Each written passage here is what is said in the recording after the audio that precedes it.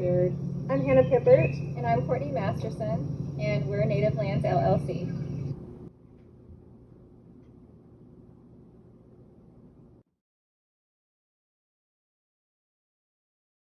So we partnered with Friends of the Caw, our river protection organization here in the region, to restore the natural ecosystems along the Kansas River here at the Lawrence River Trail. If you haven't been to this trail, you should definitely check it out. We wanted to introduce you to some of the native plants that we've installed here, but we also wanted to talk a little bit about why we do restorations like this and why it's important to us as a community. The Kansas River historically would have been buffered by miles deep riparian forest, which helps to slow water down, which reduces erosion from the surrounding area, as well as picks up excess nutrients from all sorts of things. Historically, it would have been, bison or other animals' waste, any kind of disturbances that occurred, excess carbon from prairie fires. Now it's nutrients from agricultural land use, from our parking lots, from our driveways. Plants really help to pick up that excess nutrient and turn it into biomass or green material and lock that carbon in place. So what we've done over the last couple of years at this site is add native plants back to this space that anchor soil with their deep roots, pick up those excess nutrients, and slow the water down from big rain events before it hits the river. So the Friends of the Caw and Native Lands were natural partners here because we were able to protect water quality with native plant restoration. So we'll talk a little bit about our showy prairie gardens here, as well as some beautiful woodland gardens. But I also want to turn you around and call attention to this educational signage that will be here in the next week or two. Hannah, will you zoom in on this? Very important sign. Essentially, we just wanted you to know that we have a gorgeous triptych of educational signage that will be installed soon. Because of the virus that we're all going through right now, plexiglass there's a shortage of plexiglass, so we haven't been able to get the sign put up yet, but soon. So please come out here in the next couple of weeks and check out all the information we've gathered on how native plants purify water and all the people who have come out to help us in this community.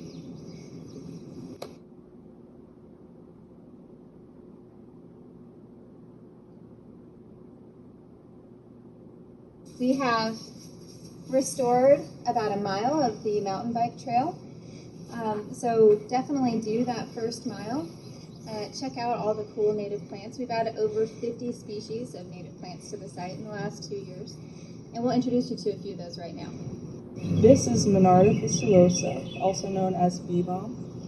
It's in the mint family and it's very aromatic. It's a very popular pollinator plant. You can see this little bee friend that we have right here. It is also a very popular tea plant. You can find it in woodland edges or in moist areas in the prairie. This is Coreopsis lanceolata, lance-leaf Coreopsis, and it has these really beautiful bright yellow showy blooms. It blooms all year long, and then when it's done blooming, it produces all of these seed heads, and each one of these is full of seeds. So that makes this one particularly good for a restoration such as this. It's good at... Hi, Bike. And you probably know the name milkweed. They're an important genus of plants that support monarch butterflies, and it's the only food that monarch butterfly caterpillars can eat. So the scientific name, the Latin name of this plant is Asclepias tuberosa, which refers to, the species refers to the tuberous root that you would find on this, and all of the milkweeds are Asclepias. Butterfly milkweed is really easy to find and identify from the other milkweeds because of its bright orange flowers. This one's got a little bit of a pale orange to it. They can range in color from yellow to maroon, and that seems to be based on soil properties and region. So here in the northeast portion of Kansas, we mostly see orange. They have really beautiful foliage, long linear leaves. Even the buds are attractive. And a lot of pollinators use this plant but only monarch caterpillars and a small suite of other caterpillars can use it for food.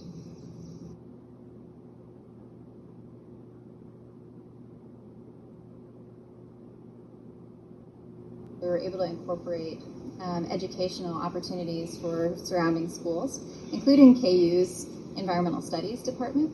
The students came out to take data here through their field ecology course for 2 years while we were out here doing restoration work. They took baseline data to assess what plants were here before we started restoration work, and then they took data after restoration work had begun. And what's interesting about that is you're able to see how the plant cover changed based on our restoration efforts. So this stake here indicates one of the sites where data was collected by the classes, and you would have expected quite a bit of non-native or undesirable plant cover before we started restoration work. So for instance, this is a native plant, greenbrier, beautiful plant, but pretty troublesome along trail systems because it has prickly, thorny growth that can grab a hold of your legs when you're on a bike or hiking. We didn't really manage for this plant, but by adding perennial and annual native plants that provide for the wildlife, we also helped to outcompete some of the more nuisance plants here. And we removed all the non-native plants like honeysuckle and winter creeper in the areas that we restored. So some of the plants that have filled in to take over those spaces are tall bellflower, which is Campanulastrum americanum. Gorgeous plant. It's blooming all along the trail right now. And this is Virginia wild rye. We seeded 50 pounds of this plant here. It's a really wonderful woodland grass and helps take over spaces where you've left big holes because of invasive species removal. So if they were to come back again, and hopefully we can get them out here to take one more round of data, they would see that the vegetation has shifted quite dramatically from invasives and nuisance plants like this to a more diverse cover that provides more resources for wildlife. Cool. So we just showed you the project that we're finishing up at Lawrence River Trail with Friends of the Caw to restore native grassland species at the trailhead and to restore the forest around the trail system itself. Our next project is to work with Blackjack Battlefield and Nature Park and Grassland Heritage Foundation to restore prairie to this historic range inside of the nature park. I'm going to show you some of the species that are management concerns here, as well as some of the cool native species that are found here already. We'll be using a prairie across the road from Blackjack Battlefield called Ivan Boyd Prairie here in Douglas County as a seed source for the prairies, as well as an outdoor classroom to teach our volunteers what prairie should look like when it's managed well. Let me introduce you to one of our main concerns. You can see behind me. These are black locust trees, not a native tree, as some people think, and they can be really aggressive and fill a prairie pretty quickly. Let me introduce you to that species, and then we'll move on to some new things. This is a small black locust tree. The Latin name is Robinia pseudoacacia. I mentioned it being a non-native species, and there's a little bit of controversy around the black locust. We don't know when it was brought to the area, but it has escaped plantings and now has become sort of a management concern for prairie and forest edge alike. It gets to be pretty large and unfortunately is host to some pretty nasty thorns that can cause painful injuries and may even have some substances on the thorns that will cause complications when you get poked. So definitely want to handle this species with care. It's another species with compound leaves, so lots of leaflets on one leaf. And these thorns are pretty ubiquitous, so meaning that you're going to find these thorns on most black locusts. Look at the shape of the leaflets. They're round, they're smooth. And the reason that we have this small specimen to look at is because even if you cut them, they will resprout unless they're treated with an herbicide. So even when you're mowing and haying prairie, you still end up with small, thorny shrubs in your grassland. Here at Blackjack, they've been working on removing a couple of acres of solid black locust, And as they're clearing it, we're seeing some prairie return to the space. Check out these wildflowers that are starting to pop up. Not necessarily our super desirable wildflowers, but really a good start to building a diverse prairie. Look at that native grass sway in the wind. That's beautiful. As the black locust is cleared from the prairie, you'll notice that there's very little growing underneath it. And that's the problem with an invasive species. When the canopy closes because of an aggressive species like this, everything below that species is shaded out or loses the competition for resources like water and nutrients. So as the locust is cleared, we'll be able to add native species back to this space with seedings and transplanting of live plants so that we can return the resources to this space. Another species we're managing for in this space is Johnson grass, or Sorghum halpence. It is native to Asia and Africa and is monstrous. Now, I'm not a tall person, but look at how tall this plant is. That has got to be 8 or 9 feet tall minimum. And it really likes wet spots. It likes openings in the prairie where it can get a foothold. And then once it does, it can really take over a place. It's difficult to get rid of without harming your native species.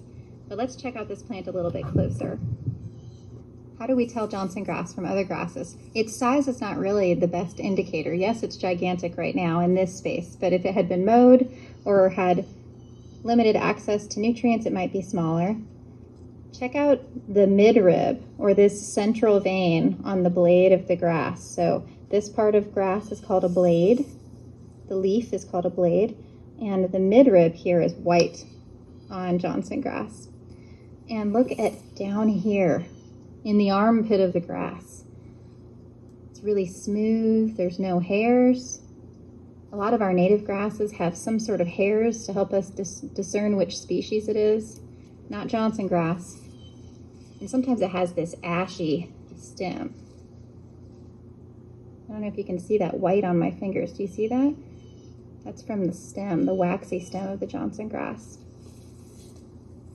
So if you're managing prairie and you notice a monster like this, with those identifying characteristics, it's time to think about a management plan for that species. Otherwise it'll spread and kick out some of your native species from your prairie. Woo! Thank goodness for wind on a hot day. Ivan Boyd Prairie, neighbor to Blackjack Battlefield and protected for thousands of years by land managers who care about prairie for various reasons.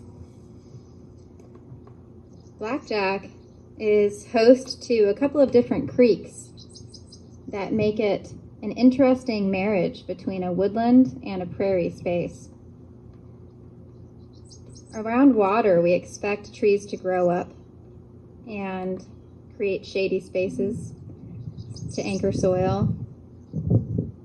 But as you step away from creekways, riverways, very quickly you should see our landscape shift into prairie like this. Unfortunately, at Blackjack Nature Park, we have seen the trees encroach and take over our prairie spaces. Because we are so close to Blackjack Battlefield here on Ivan Boyd Prairie, we're able to use this prairie as a resource for the genetics of these important wildflowers and grasses so that we can rebuild the prairie there and build new prairie. So we'll be looking for seed sources here. And it takes a lot of patience to collect seeds from prairie. They're not always ready, and there's a different species ready to collect every day, and we certainly can't be out here every day as much as we'd like to. So we wait, and we check. Oh, I'm further than I thought. This is white prairie clover. These seeds aren't ready. Looks like it's still blooming, right? The plant tells you when it's ready to be collected. Let's see if I can do this all alone. So you can see the green nuts on this seed head here. When those turn brown, we'll be able to come and collect those really easily and transplant those seeds across the street to our prairie restoration.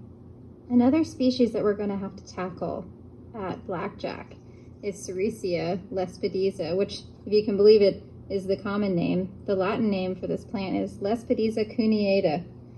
Let me try to show you some of the details of this plant. Let's see. There we go. So you'll notice it has 3 leaflets.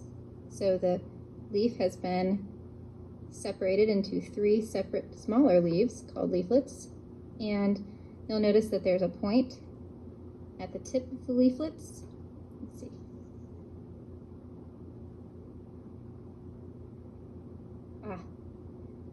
See that point at the tip? Lespedezas have that point at the end. So how do we tell this one from native Lespedeza species? Well, check out the growth form. See how it's a single stem that branches towards the top, almost into a vase shape. It has a little bit of a silvery tone to it, but not as silvery as some of the native. And you won't notice this plant spreading aggressively across a prairie, like you will with the Sericea. This is part of a complete prairie, and it provides a lot of resources for wildlife, including nutritious seeds, nitrogen fixation for soil, and deep roots. When you're squatting in a remnant prairie like this, there's going to be pretty amazing diversity here. Here, white prairie clover, black-eyed Susans. The pale purple coneflower is wrapping up. Not to mention all the amazing grasses and sedges. Look at, there's some big blue stems swaying in the wind. Beautiful trefoil. We're so lucky to have spaces like this to provide for wildlife. The diversity is so important because every animal has a different association with these plants.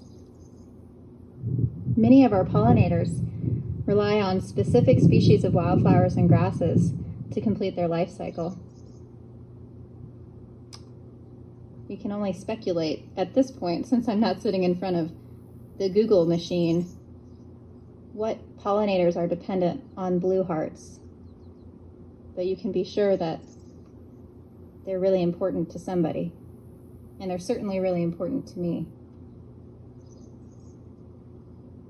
You can see that they're starting to produce seed capsules here.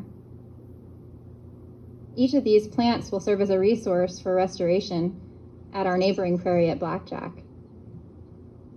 And here's this friend we just talked about. That's gonna have to go. Thank you so much for walking around prairie with me today. I'm missing my Native Lands team today. The lockdown makes it difficult for us all to spend time together, but you can always spend time in the prairie. It's never closed. I hope that you'll find an opportunity to come out and help us protect spaces like this. This fall, you'll see postings from Native Lands LLC, my business. A little bit of bragging, a little bit of nervousness. It's a good thing. Watch for postings this fall for opportunities to get out here, collect seeds from a beautiful remnant prairie, and make some new prairie with us. Let's make more spaces like this for the birds and for the bees and for people like you and me. I'm grateful for all of your help, and I can't wait to be out here with you. Thank you, and have an awesome botany adventure today.